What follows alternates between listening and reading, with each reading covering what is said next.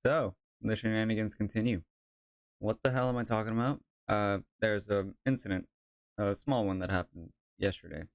It's not as drastic as the fire extinguisher one that I've discussed before, but it's one that I still want to talk about because it felt really debilitating when it happened, and it felt the same over the course of the couple of hours after, or something. So, this happened towards the middle of the day. Not exactly at noon. I started working at noon. This took place at my job, if you couldn't tell already. And, um, I was originally at the front counter, so I was just taking orders, helping customers. There were some things here and there, like one guy thought that I was trying to scam him because I didn't put the senior discount before he had to pay, or when the okay. So I'm gonna be explaining a lot here. There are two main screens whenever we do orders.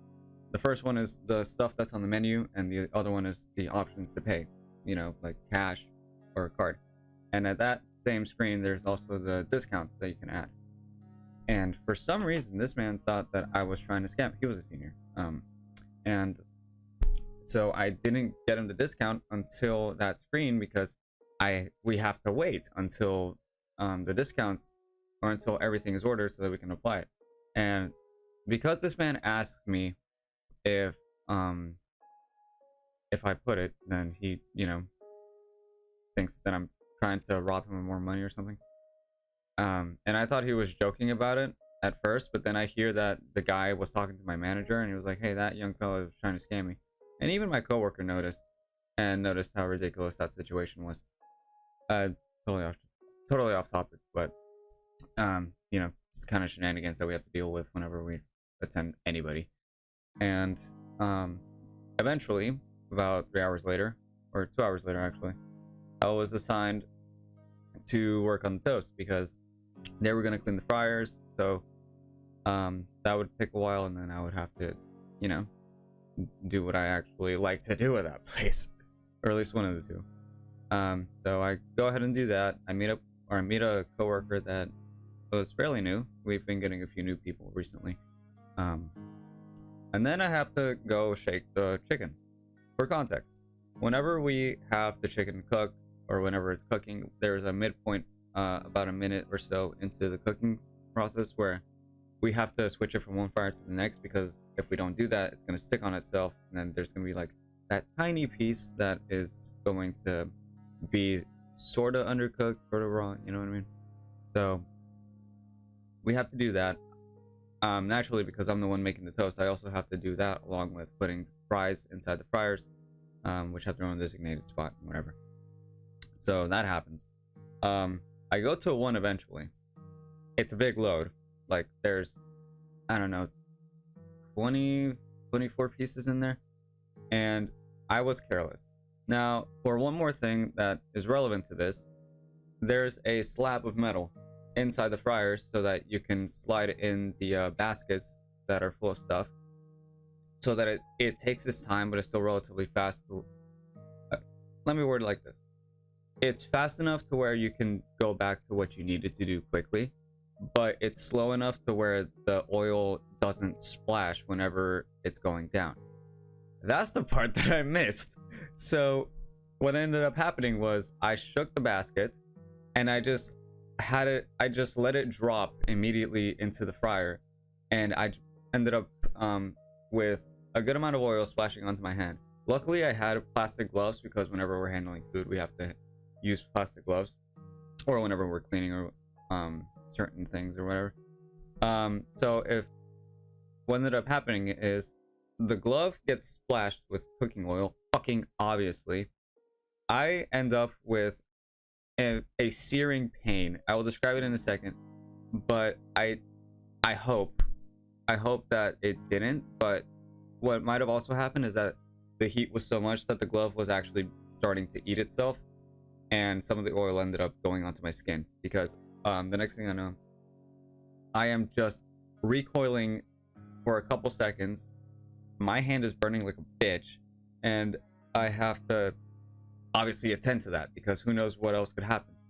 that, and also to avoid anything extreme, like anything that would waste a lot of time, you have to report this immediately. And that's exactly what I did. I went to my manager, oddly in a casual fashion, and told them, hey, do we have any burning cream? Because I just burned shit on my hand.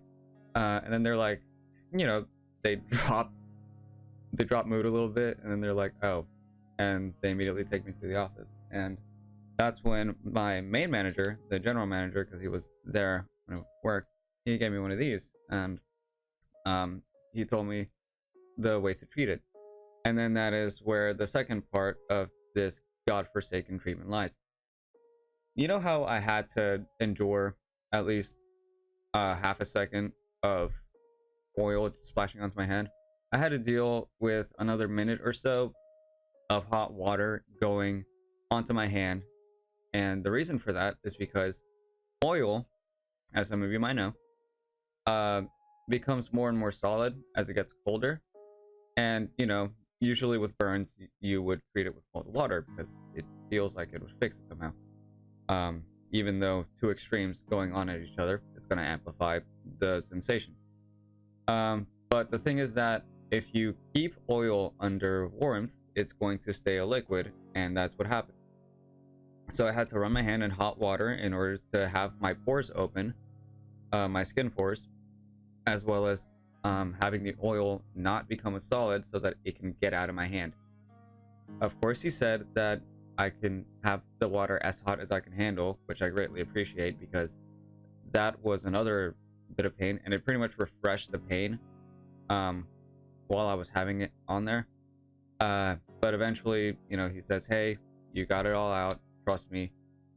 Here's the cream that you need, and go treat yourself. So I did that, applied the cream, and then put on the glove because it was advised that I put on a glove. Of course, it was a plastic one, so it was a little uncomfortable. But still, I managed that. And then I tried to push through the rest of my shift. Now I don't know if people would give them crap for this, but I was just told, hey, just do what you can and see if you can finish the rest of your shift. And I was fine with that, okay? I don't need a workers' comp. This isn't a very debilitating thing. I don't need to chop off my fucking hand. Or at least I don't think so. I have a few blisters on my fingers. There's one right here, and then was one right here. I don't know if anybody can see that. Yeah, it's showing up in my index finger at least. But I did what I could. Of course, the pain, to describe the pain, going back on what I said earlier, imagine if your nervous system or your bones, whichever one is slightly better, was replaced with molten metal, or at least hot metal, and it was just inside your hand. It's not like it was just forcibly stuffed in there, it just turned into that. That's kind of the sensation that I was feeling. And at that point I couldn't do much. I could barely carry anything that was heavy because, you know, what are you going to do with one hand? There's nothing to it. But I still pulled through. I still got through most of my shift. It was still a little sensitive because if I had smacked into something or something smacked into it, then, you know, I'd have a shock of pain again.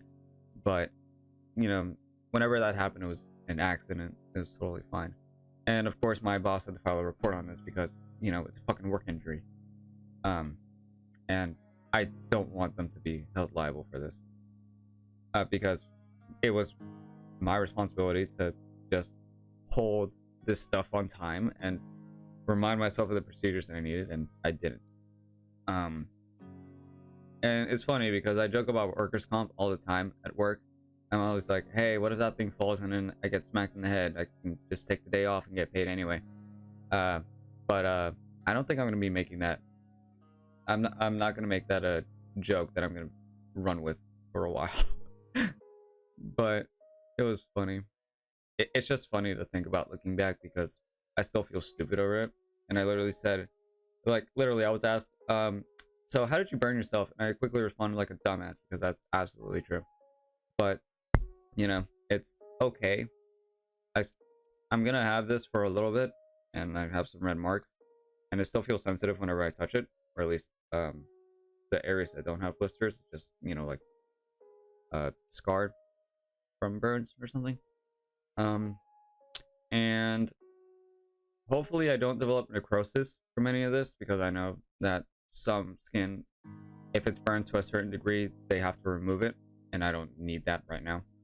There's enough shit that I need to deal with, which is funny because it's Christmas break and I'm done with college for at least the next 3 weeks. But yeah, that's another shenanigan. I still feel like the one about the fire extinguisher was funny and is probably the best one that I have, because that took off the entire restaurant for about 5 hours. And even then there was a tiny like pseudo adventure, like a SpongeBob style episode that was going on. And I really liked telling that story. And then here's another one where I was a fucking idiot. So here's a lesson to anybody that is in the same position than I am, or if you're just handling anything hot in general. Take your fucking time, okay? Just make sure that you're following everything by the book, and always be careful and always look at what you're doing, because next thing you know, you're going to do the same thing that I did. You're going to burn yourself in oil. You're going to place the inside of your hand onto a toast grill, which I haven't done, but on occasion I almost did it. And yeah, the last thing that we need is an injury in the workplace, because it's going to slow everything down. And I know enough about slowdowns because people have called in before at a shockingly consistent frequency. It's not that extreme, like we don't have 5 people calling in and all of a sudden we're fucked, but it was still something that kind of gets icky. But we still have, even though we have to manage it, because we have to, we're a business and we have to just push in spite of the circumstances. But yeah, that was kind of the main story. This Sunday was unusually busy also, because there's usually a period where where from 12 p.m. to 1 p.m. We, you know, have a big wave of people coming in, even on weekdays during school days. We have a bunch of people coming in, or at least a good amount of customers, to the point where it gets like half full, like half of the restaurant gets full. But it was consistently full for the entirety of my shift, and it was a little unusual, especially because it was December 17th. There's nothing necessarily special going on that day, or at least not to my knowledge. But you know, like I said, there's a lot of stuff that happens, a lot of good stuff, a lot of bad stuff, a lot of customers that either misunderstand certain things or just outright assholes. And then you have customers that are genuinely very nice. And then of course the kids, because obviously we once had a incident where I think it was an infant that left a little present on one of the booths, and so one of us had to clean it up. But there, you know, there's your casual stuff, like a kid might be running around in the restaurant, which very rarely happens, weirdly enough. And then you have the sweet ones where, you know, they just try to play peekaboo when you're taking orders in the counter, and they just give you they give you the stuff that you need to do. Like oddly, like I once had a little girl that handed me a tray, just because she saw me picking the other ones up. And, I don't know, she was awfully sweet. But yeah, we're still here.